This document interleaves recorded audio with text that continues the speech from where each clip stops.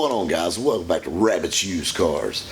We're in the SEMA crunch, so we're trying to hammer these videos out for you guys right quick while we're in Vegas, bringing you all the cool stuff at SEMA. So here we are, about to take off, and I'm like, you know what? I want to shoot a video talking about my favorite car. And I get asked that all the time. What's your favorite car? What's your favorite car?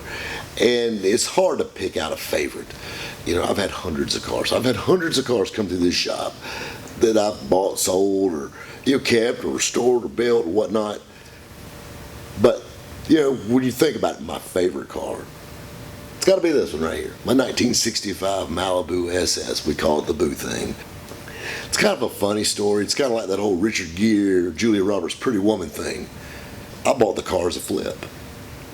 It's a 2-owner, restored Chevrolet, matching numbers. 300 horse, 327, 4-speed.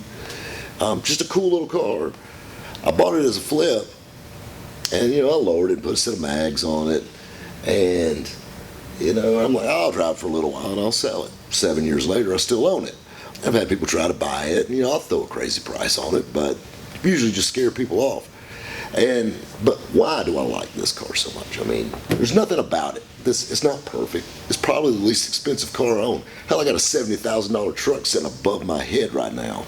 It's probably the cheapest car in the building, but it's my favorite. It's a good in-between car. It's been built a long time. It's got some rock chips. It runs great, drives good. It fits me. It's a comfortable car. I describe these old cars to people all the time and said they're a lot like dress shoes. They're all pretty, but you got to be able to find that pair you can wear all day. And this is my floor shimes right here, kids. I love this old car. Like, literally, I have to hide this car from myself, because if I put it in the shop where it's easily accessible, I will never drive anything else. I will jump in this every time and drive it. I've drove this car to car shows, to the grocery store, to the bank. I just love driving it. I drove it every day for a couple of weeks just because it was pretty outside. It's just a fun car to drive, the 4-speed. And a little 300 horse 327 ain't no joke either. It's a little fun, especially with a 410 gear from the factory. So it's definitely a red light terror. But that's the big thing with this car is I think it shocks people. Everybody thinks, you got that Gigabuck C10, or you got, that Black Widow 57, or, you got that big block Vet. Those are cool and I like them. But, like the Corvette, you crawl in and out of it, and, it's got a big block, so naturally it just gets hot, and it's got side pipes, so when you get out of it, you got to step out over those, and it's loud. This is comfortable, I'm not saying it's like a Lincoln, but it's a comfortable car, it's the right amount of hot rod, it's not some big, like the Detroit Speed Silver Camaro. It's not some big 550 horsepower car that is this fire-breathing mammoth. It's got great road manners and drives good and stops good, and that to me is what makes a car great. All this horsepower, and you hear these guys, more and more and more. Oh, I'm making 1,000 horsepower to my rear wheels, and that's great.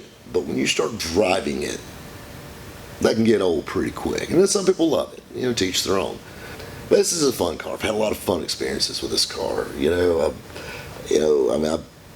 put my touches on it. And this car was used in advertising campaigns, Surf City Garage and The Absorber and all around the world. And that's kind of cool, and it's been in calendars, and we've used it for all types of shoots over the years. It's just a great car. It's got a good look to it. It's a really popular color.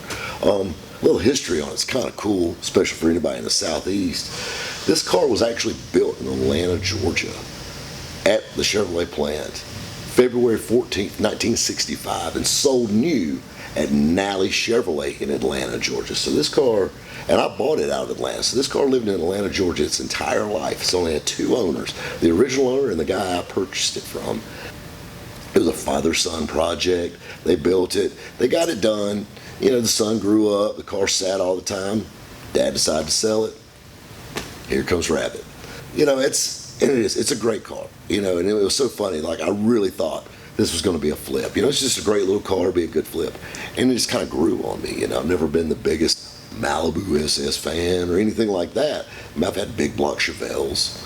I've had, better Chevelles. I've had way better cars. I got way better cars now as far as quality. But fun to drive, I'll take this one every time. And I think that's something that a lot of people build in cars.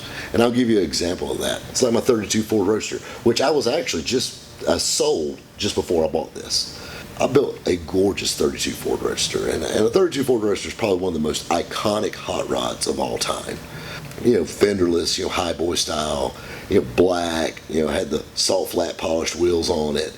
I mean, it was absolutely gorgeous. Everything on it was, either painted, polished, or plated. And I built the ultimate trophy wife of automobiles. Well, there was only one problem. When I got it done, it's fun to look at, but I hated it. It wasn't comfortable. I mean, the windshield stopped about right here, and so you didn't want to, if there was a cloud in the sky, you didn't want to drive it. And the best way to describe riding in that car, driving that car, that's the closest you will ever come to riding a motorcycle without riding a motorcycle. It's just, it's an open car, it's real narrow. If you ever look at a 32 Ford down the sides, it tapers. It's the widest at the back, and it tapers into the front. At its widest point inside is 39 inches wide. 39 inches. That's a yardstick. Well, yardstick's 36, but almost, that's how wide this car is. So, if your honey's got some extra saddlebags, you catch my drift, she's not riding with you. And keep in mind, I've got, these size 13 feet, 6'2", kind of fat, pedals, shifter, steering wheel. I mean, this thing fills up really quick. Knees are in the dash, and we had a seat made for this car, and it was done in red leather, and it was brought down and tucked back, and we had the steering column as far down and in as we could put it. Everything to fit me in this car, and it still wasn't comfortable for me. Think about it. In 1932, hell, 5'8" was tall. So now, that car just didn't fit me. And it was beautiful. Once I got out of it and readjusted myself and started walking straight again, hell, I loved it. It was beautiful to look at. It was fun to take pictures of, but I didn't like it. I ended up selling it to a guy up in Charlotte who's, 5'8", and it fit him like a glove. He actually drove that car from Charlotte, North Carolina to California over 10 days.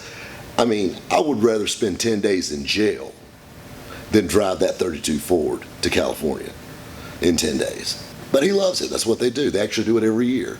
It's like a club of theirs. And that car's been at SEMA. And it's great. Like I said, it's absolutely gorgeous. It was built to look at, and that thing had the look. But it didn't fit me. Like the old Boo thing right here. A car that cost a third what I had in that 32. And I love the muscle car thing. This is something kind of cool next time you see a muscle car. You got to think about it. In 1965, 64, 65, these were the first muscle cars. So these Malibus, Chevelles, the GTOs, and of course your Ford Mopar guys had their stuff too. But these were the first. And, can you imagine the looks this car got cruising down Main Street back in the day? Or riding around downtown Atlanta in this thing. Before they put a man on the moon, this bad boy was stopping traffic. And so that's the kind of the cool thing I like about these cars. It's just the history of it, the things this car's seen. It's been driven. If it rains, I turn the wipers on. If it's hot, I roll the windows down. If I go to Starbucks, well, I don't go to Starbucks because it has no cup holders, but I have 4 ashtrays. But I do. I really like this car, and it was so funny. I actually had a guy that came to look at one of my trucks, and his wife saw this car and fell in love with it. And this guy was throwing crazy money numbers at me to buy this car, and I was just like, I just don't really want to sell it. And anybody that knows me, and I think you guys probably do by now, I'm not scared to sell a car.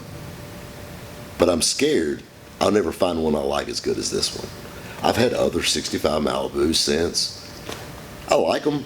It's similar, but it's not as good as this. So I think my old boo things found a home for life here at Rabbit's Used Cars. Guys, I want to thank you for tagging along. Next time we see you, we're going to be in Vegas. Catch you next time.